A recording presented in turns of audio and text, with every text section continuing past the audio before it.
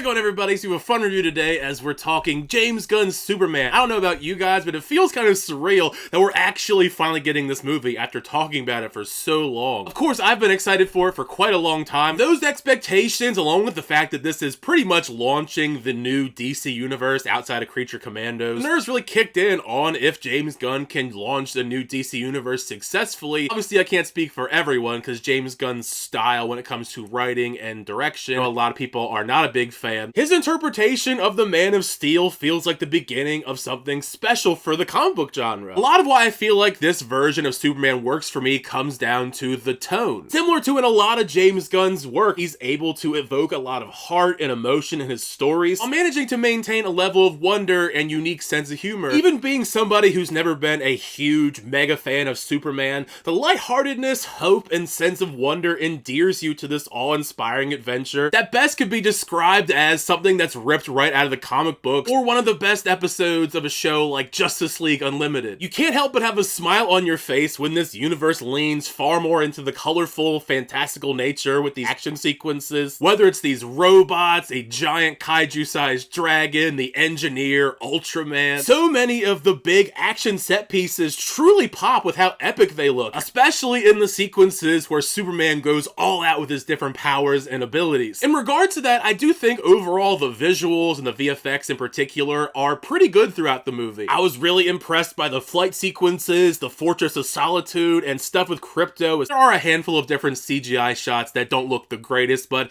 they're not really ones that break the immersion of what's going on. Being somebody that grew up in the 90s, I was surrounded by a lot of different material related to Superman, the comic books, the various different animated shows, Lois and Clark, and even watching all the Superman movies, but honestly, I never considered myself a huge fan of Superman. When it came to the DC heroes at large, I always gravitated more to characters like Batman or The Flash. David Corenswet, for me, probably not since watching the Christopher Reeves films as an actor portraying Superman, gave me that feeling of someone that completely embodies the character. Corenswet is terrific, bringing this heartfelt charm and charisma, whether it be him trying to save the world and getting everyone on his side, or when he's just goofing around as Clark Kent at the Daily Planet. Even his dynamic that he has with Krypto has this delightful, hilarious charm, trying to work together despite Krypto being an absolute menace, an adorable menace, mind you. No matter what, all of the core sentiments for what Superman stands for feels perfectly realized by the conclusion of the film. Though I must admit, if there's one thing I wish that I got more of in my Superman movie,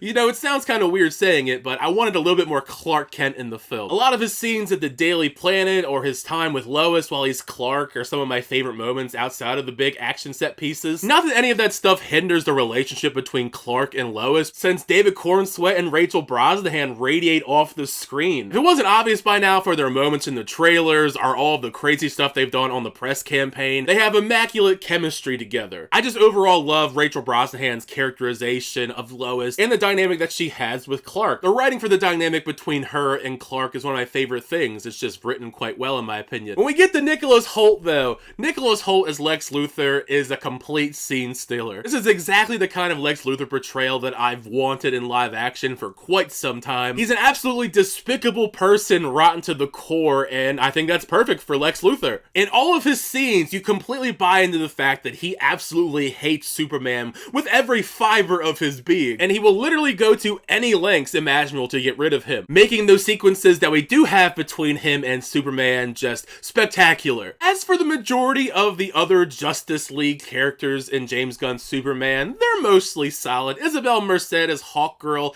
isn't given a lot to do, but she's solid enough. Nathan Fillion at least is a little bit more enjoyable seeing his full portrayal in the film. Even if it is based off of his look from the comic books, I just find him distracting to look at. In my opinion, the best of them all probably is Mr. Terrific. There's one character in the Superman film that I wish would get his own type of spin-off series. It would certainly be someone like Mr. Terrific based on what he's able to accomplish in this film. If it sounds like I'm rattling off a lot of different characters, it's because there are quite a lot of different characters. That is one of the more unfortunate things about Superman, is though I think for the most part James Gunn has managed to juggle a lot of different things like we've seen in his Guardians films, because he's trying to introduce all of these characters within Superman. That's besides other characters I haven't mentioned whatsoever, like Metamorpho, who is great, he's just not in a lot of scenes, because the story over time gets very bloated. Like we've seen a lot online, there's certainly going to be a lot of people that are not going to be a big fan of this portrayal of Superman on screen. They've become more accustomed to a more dark, serious, dour version of Superman that we saw in Man of Steel and BVS. And even I am someone that enjoyed those movies to a degree, so I don't want to make it seem like I'm a Snyder hater or anything. However, given the option between the two versions of Superman, at least initially, I much prefer James Gunn's vision so far for the character in this universe, because it's far more colorful, fantastical in nature. Those that are more accustomed to the more Snyder-esque version of the character will find that frustrating, along with the fact that